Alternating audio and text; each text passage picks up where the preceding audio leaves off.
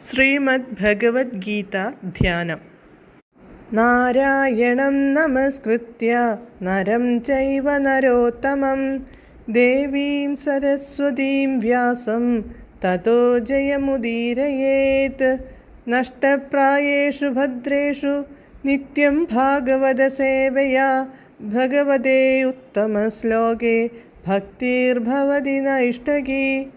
മൂകം കരോതി വാചാലം പങ്കും ലംഘയതേ ഗിരിം യത്കൃപാതമഹം വന്ദേ പരമാനന്ദമാധവം. ശ്രീഗുരും ദീനതാരിണം ശ്രീചൈതന്യമീശ്വരം. ഓം അജ്ഞാനതിമിരാന്ധസ്യ ജ്ഞാനാഞ്ജനശലാകയാ ചക്ഷുരുന്മീലിതം യേന തസ്മൈ ശ്രീഗുരവേ നമഃ. നമഃ ഓം വിഷ്ണുപാദായ കൃഷ്ണപ്രേഷ്ഠായ ഭൂതലേ ശ്രീമതേ ഭക്തിവേദാന്ത സ്വാമിന്നിധി നാമിനേ. നമസ്തേ സാരസ്വതേ ദേവേ ഗൗരവാണി പ്രചാരിണേ നിർവിശേഷ ശൂന്യവാദി പാശ്ചാത്യദേശതാരിണേ. ജയ ശ്രീകൃഷ്ണ ചൈതന്യ പ്രഭു നിത്യാനന്ദ ശ്രീ അദ്വൈത ഗദാധര ശ്രീവാസാദി ഗൗരഭക്തവൃന്ദ. ഹരേ കൃഷ്ണ കൃഷ്ണ കൃഷ്ണ ഹരേ ഹരേ, ഹരേ രാമ രാമ രാമ ഹരേ ഹരേ. ഹരേ കൃഷ്ണ കൃഷ്ണ കൃഷ്ണ ഹരേ ഹരേ, ഹരേ രാമ രാമ രാമ ഹരേ ഹരേ.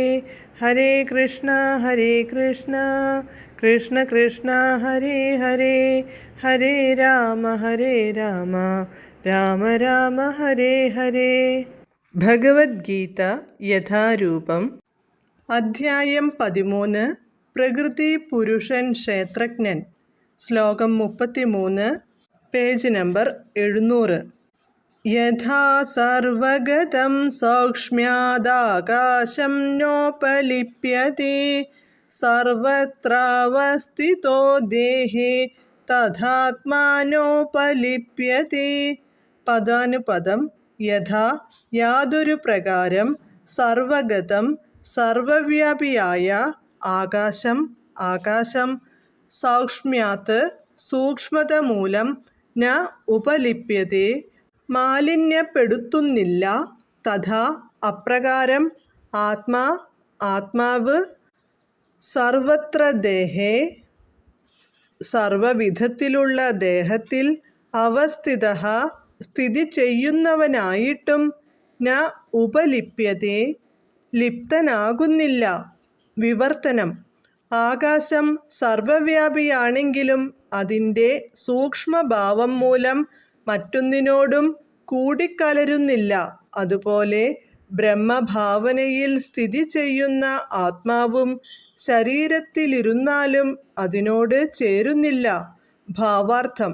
വായുവിന് വെള്ളത്തിലും ചെളിയിലും മലത്തിലുമെല്ലാം കടന്നുകൂടാം, എങ്കിലും അത് ഒന്നിനോടും കൂടിക്കലരുന്നില്ല. അങ്ങനെ തന്നെ ജീവാത്മാവും വിവിധ ശരീരങ്ങളിലിരുന്നാലും സൂക്ഷ്മഭാവം മൂലം അവയിൽ നിന്നകന്നു നിൽക്കുന്നു. ഒരു ജീവന് ശരീരത്തോട് എത്രമാത്രം ബന്ധമുണ്ടോ, ദേഹനാശത്തിനു ശേഷം എങ്ങനെ വിട്ടുപോകുന്നുവെന്നോ ഭൗതിക ദൃഷ്ടികൾ കൊണ്ട് കണ്ടെത്താൻ കഴിയില്ല. ശാസ്ത്രീയമായി സമർത്ഥിക്കാനും ആർക്കും സാധ്യമല്ല. ഹരേ കൃഷ്ണ.